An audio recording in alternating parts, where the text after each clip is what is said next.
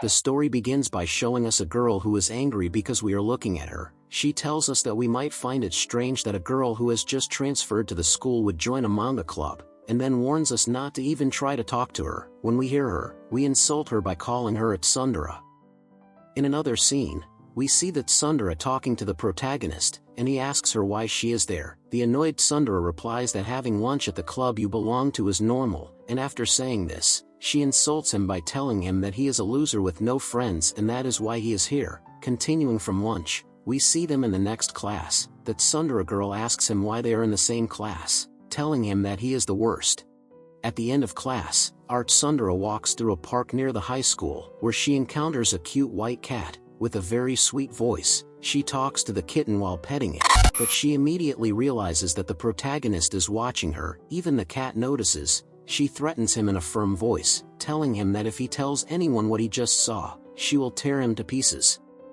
The next day, the protagonist and the tsundere girl have to clean the classroom. When the tsundere girl sees his face, she thinks he is looking at her with pity and tells him that she is not familiar with the stupid cleaning and asks him to leave her alone so he will stop looking at her. She would take care of everything. At first, he refuses, but after another threat, he leaves.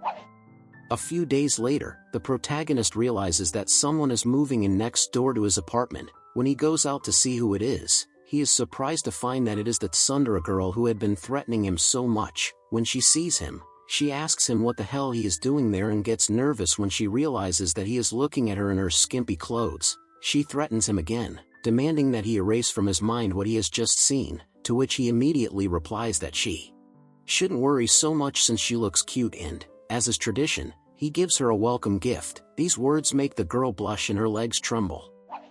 The next day, they both meet on their way to school. Today she is angrier than usual. Apparently, she didn't like the fact that he surprised her yesterday, and she immediately warns him not to even try to talk to her and to keep quiet. Once in class, some girls in the room start talking badly about our tsundere, saying that no boy would want to have anything to do with her and that they were bothered by her impressive air of grandeur. Realizing their glances, she turns and looks them in the eyes.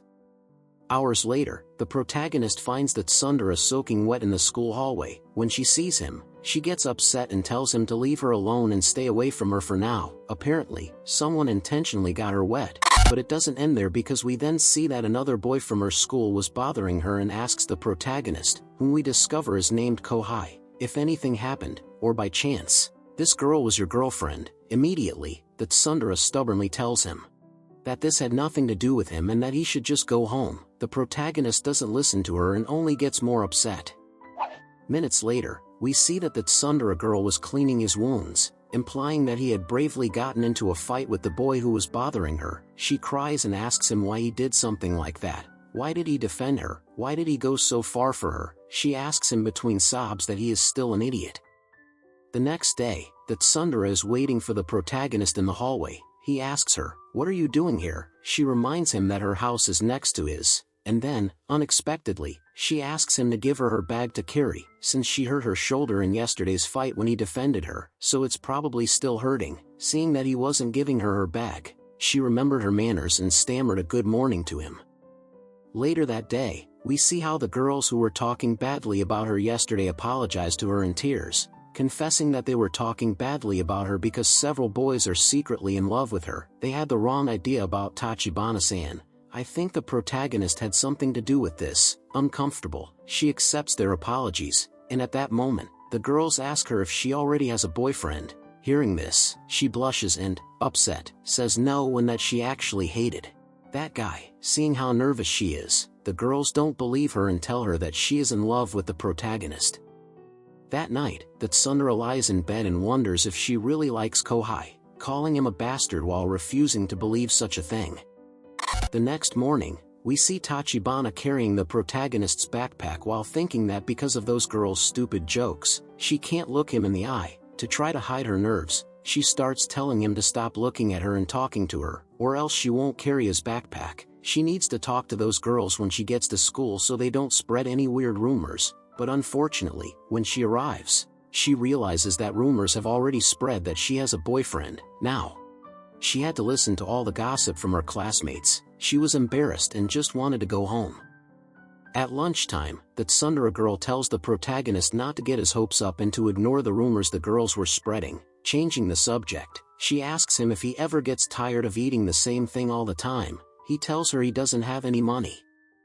Then, as expected, the next day we see how the Tsundere girl, who is no longer so tsundere, is cooking lunch for the protagonist. Her mother, upon seeing her, cries with emotion, knowing that her daughter is interested in a boy, even though she denies it, saying that he is not her type, that she only did it because he protected her, but her mother cannot stop being happy. When lunchtime arrives, she asks him why he is looking at her like that. For his information, she can also cook and prepare her own food, and if he doesn't have money, he should do the same. When she gets home, her pride vanishes, and she regrets not being able to give him lunch. She begins to question her actions and wonders if it is normal to give lunch to someone she just met. Maybe her mother was right. At that moment, her younger brother enters and, seeing her lying on the floor, asks her what she is doing and tells her to stop behaving like that because it scares him. We see that sometime later she plucked up her courage and went to the protagonist's house to bring him the food, using the excuse that her mother had made too much food and told her to give it to him. She tells him that it was fine if he decided to throw it away, unless he was hungry, in which case he should eat it.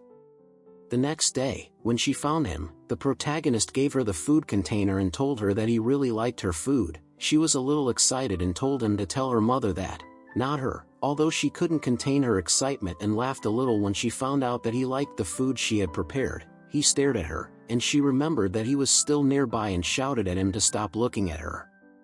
Later that day, when she and her brother arrived home, her mother greeted her excitedly, telling her how happy she was that the protagonist had liked her daughter's cooking. The tsundere, although embarrassed, thanked her mother for teaching her how to cook, while her brother watched the whole scene with disinterest, perhaps because he was a little uncomfortable. At that moment, her mother noticed his presence and welcomed him. That night, the tsundere was in her brother's room, who asked her to please go to her room to continue reading and asked her if she had met anyone she liked. She asks him, very embarrassed, if it's that obvious. Her brother just stares at her like an idiot, not knowing what to do, and thinks that spring has come for his sister. At school, our excited tsundere girl asks him if she can give him her line contact information, with the excuse that she feels bad that he has to wait for her every day. He realizes that this has made her more excited than usual, so he turns to look at her more closely, and she hits him so he won't look at her.